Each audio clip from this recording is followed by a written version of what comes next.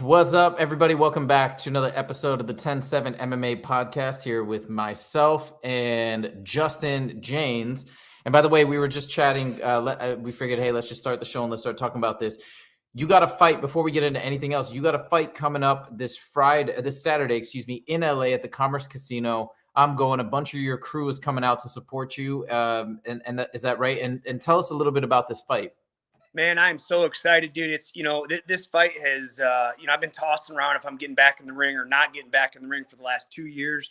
I had neck surgery this past year. After surgery, my doctor wasn't sure if I was going to be able to compete. After having surgery, everything went great. My rehab went great. I started training. As you guys know, I went to Spain for a while, did a little international wrestling tournament, just kind of, tested the waters for competition. Neck held up, felt great.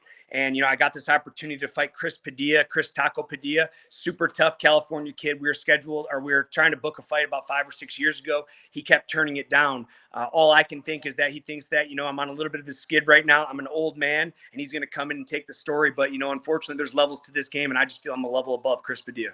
Amazing. I can't wait. I'm going to be there. A bunch of your crew is going to be there. And tell us about the process. This is fight week for you, and you're coming up. I know you got the weigh-ins on Friday morning. Like, tell us about that and your preparation for making weight. It's been an insane camp. I haven't competed in 2 years, haven't made weight in 2 years. My body's changed a lot in the last 2 years. I've gotten older, and the weight's been really tough to get off. I got a lot bigger, obviously, not being able to train for a good amount of time. And, the weight coming off has been a little bit tough, but, all in a day, I'm going to jump in that tub. I'm going to get down to 155 pounds and we're putting the title up. I'm coming into his home to take his title and I'm bringing it back to Vegas. Hell yeah. Okay. Can't wait. So if anybody's in town, this Saturday, Commerce Casino, we're going to be there. And he's got the whole crew from Extreme Couture. So it's going to be amazing. I can't wait.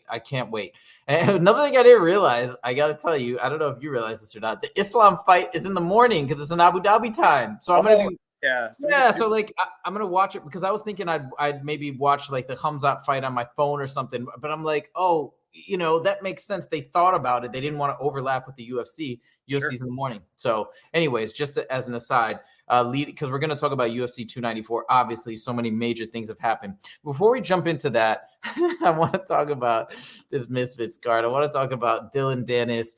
Wait, hold on. Not this is wrong. Wait, let me change the title. It's Dillon Danis versus Logan Paul recap. Okay, because we have the fight has happened. Let me just update that. So I want to talk about this fight because I was so I have like weird emotions about it. I was so invested in the buildup. We talked about it multiple times. I know you weren't too into it. And then it kind of happened the way it happened. And it's so bizarre. And I've been trying to watch more about it. I listened to Ariel talk about it this morning. And I watched afterwards the Wade Concept, their kind of live fight companion. But before we get into that, I'll give you my thoughts. I'm still trying to understand how I feel about it. But what were your thoughts as a fighter? It's cool that, we got to do a show right before. So you can almost recap my thoughts on the show we did. I didn't care about the fight at all. And then, I started to get into it, talking to you, talking to, Jesse on Fire. I was, seeing in our group thread, going back and forth in these videos, started to get intriguing.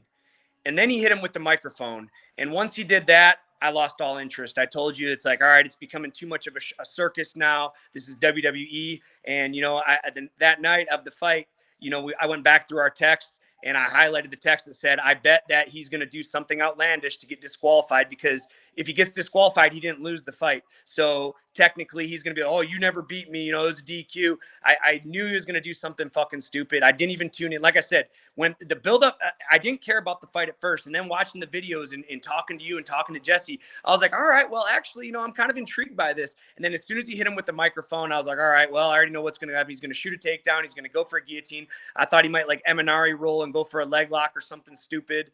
And he did exactly what I said he was going to do, exactly what I thought he was going to do.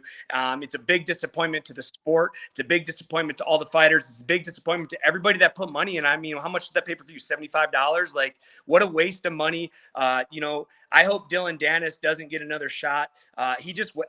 dude, if I would have paid $75 for that, I'd be fucking sick. I'd probably contest it with my bank because I mean, Dillon, that he didn't even put a fight up. It was, go out there, go on your sword. You want to talk the shit? All right, we'll back it up. You're in a boxing ring. You don't pull guard in order to do that. Hold on. Yeah. Hey, Dad. All right. I get somebody's here. And I get all of that. Okay, let me tell you where I'm coming from because I'm still really conflicted. So I felt weird about it afterwards because of all those things, and you pull those moves that are illegal. So it's just so bizarre, right? Like, and I get it. You talk about it being not a real fight and this and that, and I understand that. But then it's like you agree to this rule set, and then you're clearly just breaking the rules. So it's so bizarre. But if we rewind, if we ignore the attempted the jumping guillotine and all that crazy stuff that he did, and then he just basically blew the fight, which that was disappointing. I just wish he would have finished it and not done the DQ. But like, if you take that out, I rewatched it, and I rewatched the Wade concept as they kind of watched it in real time. It's like, and you listen to by the way, if you listen to what's it called? Poatan's head coach, he's like, this is what we told Dillon to do. The strategy was to kind of stand your ground, play a defensive game, tire Logan out. And it was kind of working. Because I rewatched that with the commentary, and they're like, he's kind of starting to gas a little bit. He's taking deep breaths. So I'm like, okay, actually, I think you tell me if you disagree, but like, I think he did actually have a viable strategy. And then he would start throwing occasionally. I think what happened is that Logan did get tired out a little bit, but he didn't get tired out as much as I think Dennis was hoping. And then that's why he went the way it did. Okay. I mean, so I feel like he was actually intending to box, I think, but then it just never came to fruition. And that was maybe his out. What do you think? Do you have an opinion on that? Yeah, I think it was a pre-planned thing. I think that he probably told everybody in his camp that, hey, watch this circus I'm going to do. I'm going to shoot a takedown. I'm going to jump a guillotine. Mm-hmm. Nate Diaz did it. Nate Diaz did it in his fight, but guess what? He still boxed the whole round. And you know what I mean? He didn't try to pull guard. It's, Dillon Danis felt like he was trying to do, something that Nate did or Nick did. Nick did against Anderson Silva when he laid down in the ring. But it's MMA, so I think it was okay to do, and I thought it was awesome when they did it in MMA. But as for boxing, you just look fucking stupid. Just like you said, you agreed to a rule set. You went directly against the rules. It wasn't even like he got dropped and tried to pull guard. He just sat on the ground. It just was a disgrace to the sport. It was a disgrace to boxing. I mean, boxing is already laughed at enough as of right now with all the corrupt judging and this and that. Now, and with the Conor McGregor crossover, and all these different crossovers. And I just think it was terrible for the sport because a lot of those fans that paid $75 that are disappointed are never going to do. And, Fury, before the fight, he just probably lost a lot of credibility because a lot of people aren't going to buy that card anymore. And that could take money out of his pocket. Tommy Fury on the fight before that. I didn't see the fight, but I'm just looking at the other fighters too. Are you going to want to fight on the same card as Dillon Danis again? If they allow him to box, which I don't think he should ever be allowed to box again, especially with the kind of money he makes. He's making more than any other fighters, and he's in there making a mockery of the sport. I just was disgusted by it. I don't think he ever had a game plan. I think it was a pre-planned thing to have a circus fight. Yeah, man, it's sad and it's disappointing. And I really wasn't invested. I didn't know who anybody else was of the influencers. And that's I'm not throwing shade at that. Hey, some people were into it, this and that, but I didn't know who they were. I'm an MMA guy, so I was really invested in the Logan fight. One other thing I wanted to touch on, which is related to the fight, but obviously a subplot, is the whole Nina situation. I got to tell you, so when the fight happened, and we were talking about it and people thought it was funny, I was entertained by it, and I'm like, man, this is crazy. It's getting so much attention. Some of the things Dillon was saying I thought were funny, but I've been listening to a lot of people talk about what Nina went through. You hear Logan during the fight buildup was like, this, I don't care. This is not, this doesn't do anything to us. Me and Nina even laugh about it sometimes. But then afterwards, he finally said, he put us through hell. That's what his words were, for 2 months. He put them through hell. And they just wanted to be move on. He said he forgave them, but I think he really didn't. And I think that was a really good lens into what was really going on in this fight buildup, which I believe was that Nina was absolutely devastated. And, it's like I feel so bad when I think about it. And then you see Nina when she walked in, like she was terrified on the. I watched that footage in where she's with the security and walking into the crowd, and she's not waving to anybody. She's not doing it. She's probably terrified that the crowd is going to rip her apart. And it just, I don't know. It just made me think about it. And I think that she probably went through hell. And I don't know what my thoughts are. I actually feel bad for honestly following the whole thing now when I look at it that way. And then I really was rooting for Dillon. I'm going to root for the MMA guy probably 99% of the time.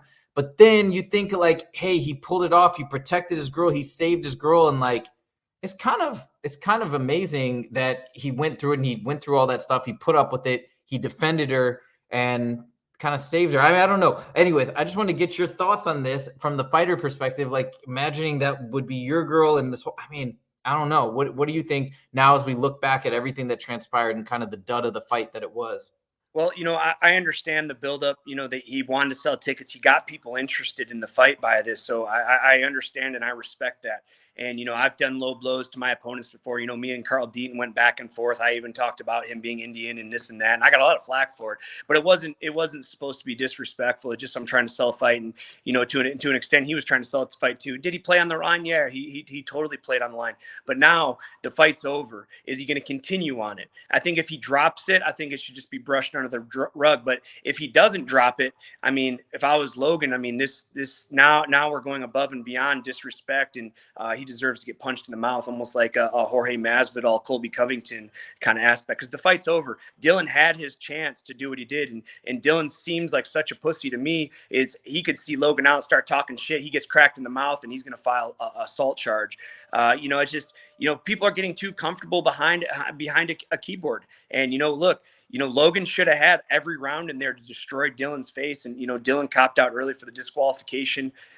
I mean, I just hope nobody signs Dillon Danis, man. I mean, I understand for publicity aspect and he's the heel and this and that, but he's not showing up. You look at someone like Chael Sonnen, who went above and beyond, arguably the best shit talker ever. I'll tune into every single one of his fights because whether he wins or loses, he runs his mouth and then he tries to back it up. Whether he does or doesn't is a different story, and that's fine.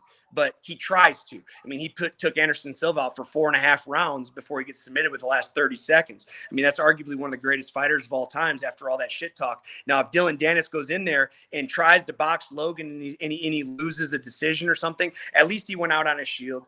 But this whole circus show, I just don't appreciate it. And it's taking views off real fighters. It's taking, and it's also setting a bad example as, hey, talk shit to people. And that's how you make money, because unfortunately, Dillon Danis just made more money than I'll probably ever make in my career over that stupid fight. Crazy, right? Last question, then we got to move on. Do you want to see him fight in the UFC? And I'll tell you, I still do. I got to admit, but I think I'm in the minority. Would you want to see him in the UFC or no? No, because again, it's showing kids, it's showing these up and coming fighters like, oh, all I have to do to get to the UFC is talk shit about somebody's girlfriend and not back anything up. I mean, he's 2-0 in Bellator. He fought who'd he fight? Do you even know off the top of your head? Exactly. No one cares. You know what I mean? It doesn't matter. He's not good for the sport. He's not Conor McGregor. Like I said, he comes out and starches Logan Paul in that fight in a boxing match. I'm a Dillon Danis all day. Get him in the PFL, get him in the UFC. But this guy can't fight. He's a great grappler, but guess what? There's a lot of great grapplers in the UFC, and I don't think he's better than anybody. And you look at someone like who's the 45er that pulls guard. He beat BJ Penn with a leg lock. Ryan Hall. Oh, Brian Ortega. No, Ryan Hall. Oh, Ryan Hall. Sorry. Yeah, sorry. What am I saying? Incredible grappler, probably better or just as good as Dillon. He's getting knocked out because he's trying to pull guard and do this stuff. I think Dillon comes to the UFC, he gets knocked out. But again, it's setting a bad example for these up and coming fighters of, hey, instead of working hard and winning fights, all you have to do is talk shit and talk about somebody's girl. I really hope he doesn't get signed to the UFC. He has no accolades to get signed to the UFC. If they want to embarrass him, put him on the Contender Series and put him against an experienced vet and shut that motherfucker up. Like it's a bad example. For the fighters. Again, if he was like when Conor was talking shit every time, I'm going to knock him on the first round, I'm going to knock him on the second round. He did what he said he was going to do. Dillon talks the talk, but doesn't walk the walk. His mouth's right and checks, his body can't cash. All right, fair enough. There's more to the story, but we got to move on. I don't even want to get into it. He's challenging the decision, which is he's filing an appeal. I don't even want to go there because I know you're going to go. Yeah. It's because the security ran in. Anyways, the whole thing. But let's move on because we got games just never ends. And he Fucking did post something about Nina after the fight, which I was really disappointed. I'm like, at this that- point, come on, dude. like that's the best. Keep going after my girlfriend. Wow, you're like. I mean, It's just it's over. I get the heel lead, but dude, you fucking suck. It's over, and it's like, and I think she's gone through way more than we probably even know. I think the way that, anyways, it's done. I hope he moves past it. I think he will. I think there was just one last post, but let's see. All right, this UFC 294 is insane. I'm like freaking out because I was so upset when Paulo pulled out because I thought that was a really interesting matchup, but this is so much more interesting. I think Khamzat versus Usman. This is the fight that Khamzat wanted. Is basically the championship fight that he was trying to get at welterweight, but now it's at middleweight. And oh my God, what are your thoughts? Love the matchup, you know, this, and people are talking about this short notice fight. We talked about this last week. Usman's a smart guy. He loses this fight, he's out of title contention. He's going to have to win 2 or 3 fights after this if he loses. So he's not going to take this fight out of shape. He's not going to risk his whole legacy, his whole career on this fight being out of shape. People are talking about his knees being bad. You know what? He was the champ for a long time with bad knees. Dude, you know, he's a huge dog in this fight. You know, I'm a big Usman fan. He's super, super tough. You know, I watched Usman and Burns a couple of years ago, and you know what Usman did to Burns is something that nobody else could, including Khamzat. Now it all depends. Does Usman show up? Can he show up? And that's honestly what the fight's coming down to. Last time I saw the line, it was plus 285 for Usman, meaning that basically he only has to win 1 out of 3 times for this to be a profitable bet. I'm stacking up on Usman. I think he's bringing Khamzat's hype train to an end because there's too much. He's not going to take this fight for a payday. He knows that if he loses this fight again, he's going to have to win 2 or 3, and he's already kind of at the end of his career. So, I mean, there might be more. Maybe he's getting this huge payday for stepping up and he's out of shape. But I don't think Usman's the type of guy. I'm sure he already has money, but he's not the type of guy to risk his whole career on a floozy fight against an up and coming stud. Well, okay, so I agree with most of the things you said because he's been trying to fight Khamzat. They just couldn't do it. He wanted to do it at 170 and it didn't go through. So he wanted this fight regardless. And he talked, yes, I listened to an interview yesterday. It's exciting because if he wins this, he said he's going for the title shot because Izzy's out for who knows how long now. Izzy said he wants to take a break. So he's going for something amazing, which makes it very exciting. Now, whether or not, I still think Khamzat is heavily favored. I'll tell you why in a second, but I think it's so exciting from either perspective. We either get to watch the rise of Khamzat, which I have to admit, he's probably my favorite fighter. He's the fighter I get most excited about. I cannot wait to see him fight. So I'd love to see him rise to the occasion and go for it like we all thought when he first came onto the scene. I think it'd be incredible. But if Usman pulls it off, it's still some super legacy building stuff. So this is kind of, for a fan like me, this is a dream fight where, yes, I'm rooting for Khamzat, but I'm going to be excited no matter how the cards fall. Last thing I'll say is, I do remember listening back to after Khamzat fought Burns, even though they won, the whole coaching staff, take it for what it is, but the whole coaching staff felt like that was a failure. Khamzat didn't listen. He didn't follow the game plan. He went crazy, and that's why it became such a close fight. That's what they said. So take it for what it is. I believe it. I think it was truthful, and I think he could have done much better in that fight than how he performed. And I don't know. I really feel like I favor Khamzat. I feel like his strike. I don't know how the grappling matches up. I feel like his striking's got to be better than Usman's. I feel like his grappling seems to be better, and at least he's more aggressive in that from that standpoint. So that's my thoughts. I mean, like saying, I'm a huge Khamzat fan as well, and it's a win-win for it. You know, I am going to put money on Usman because he's such a big dog. But you know, Khamzat's really hasn't been tested. The big test for him was Gilbert Burns, and great fight, and it was an incredible fight. And I did think Khamzat definitely won the fight. I don't think it was a bad decision. But Usman handled Burns. I know it was a couple of years ago. I know he probably was less injured up. He had less injuries. But we can't take away from the experience and the championship experience. Is this the co-main? So it's not going to be a 5-round fight, only a 3-round. Man, I mean, I do think Khamzat should be the favorite. But Usman, he could put a pace on him, and maybe he's exposed as his wrestling. Gilbert Burns doesn't have as good a wrestling as Usman, probably a better grappler, but wrestling, that cage pressure, has Khamzat been put on the cage before? Can he deal with that pressure? Has he been taken down? Those are the things that need to be answered and are going to be answered in this fight. Yes, and it's going to be incredible. We got to jump to the last topic because I do have to jump off at 3, and this is another crazy edition to 294 Islam versus Volk 2. Let me give you my thoughts super quick, and I want to hear your opinion. I think that I hate to say it. I really hate to say it because I love Volkanovski. I think he's incredible. I just feel like his chances of winning this are so slim. I want to hear your thoughts. Let me tell you why I think so. There's a couple of reasons. Number one, you hear Javier Mendez, Islam's head coach. He was so confident that Islam will, and I don't know what weight you can put on that, but I was trying to analyze the interviews. I feel like he just sounds so overwhelmingly confident. This is before the fight was announced. This is what he said. I want this fight, and then it happened. Number two, I think that, as we talked about before, I think that IV messed up Islam for that last fight. So I think he was not performing at max capacity. And then 3, Volk just had hand surgery. I just heard him on the MMA Hour. He just had hand surgery. He wasn't planning to fight this soon. Golly, I mean, I don't know. I feel like the odds are so against him. What are your thoughts? I agree with you 100%. You know, again, I'd like to think that Volk, just like in the Usman situation, I'd like to think he's smarter than this, because I do know his goal is to be the ranked #1 pound for pound fighter in the world. And, you know, this is his opportunity. And I'd like to think that his ego isn't making him fight instead of, you know, a good decision here. I'd like to think his coaching staff would be smart here, because this is his last chance. If he gets decimated by Islam, he's not going to get another shot. He's never going to be the #1 pound for pound fighter in the world. You know, is this a championship fight? Yeah, it is.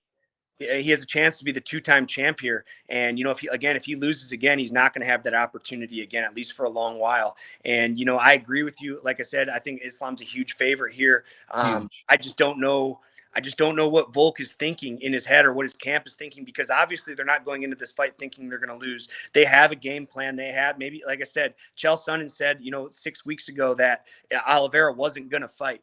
So yes. in the I don't know if you saw the interview, but yeah, it was a while. It was like over a month ago. Dana White isn't stupid. He had backups. He's letting these guys know, you know, who the backup is. And I can only assume that he told Volk, you know, a month or 2 ago, is, hey, you're the backup for this fight. And he's been.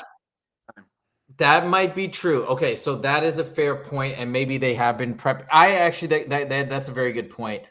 But I gotta say, I still feel strongly that Islam is heavily favored. But I agree with you 100%. Regardless if he's in a full camp or not, even if they had scheduled the fight 3 months ago, I still think Islam's a huge favorite. But the other thing about this fight that's so incredible, I gotta jump off in 1 minute. But the other thing that's so incredible, like the other fight, like Khamzat versus Usman, and I love Islam. Like, I'm a big fan of Makhachev. I'm kind of rooting for him, but it's also one of these things where I love both the fighters. And if Volk pulls it off, you gotta make him pound for pound #1. I mean, right? I don't see. It's insane if he comes through these. There will be nobody in contention. Not John Jones. Not anybody. Yes, I mean, sad for John Jones. Like, I love John Jones, but like, come on, dude, this would be. I don't even know. So, anyways, yeah, I think 45 to the 170 division have the best and toughest fighters. It's the biggest pool of depth. I'm not taking away from John Jones. He's obviously one of the greats, one of the all-time greats, if not some consider him the best. But 145, 155, 170, I think has the real true athletes. You know, at heavyweight, at 205, sometimes you get some fatter, sloppier guys, some slower guys. These 155ers, these 145ers are fast, explosive, strong, and technical to be champions. True. So good, so exciting. And guys, we are about to, we're getting some stuff in the works right now. We're about to make this show a regular weekly occurrence. We're thinking Mondays and Fridays. We're getting a podcast manager on board to kind of help us streamline everything. Justin's obviously you know, super busy with his fight career, and I've got my thing going on. So it's just a lot, but we're about to get serious. We're about to get a good schedule in place. So we can't wait to keep talking about what we love, this sport, which is amazing. But that's it. We got to dip. Thank you guys so much for joining, and we'll see you in the next video. Take it easy. All right.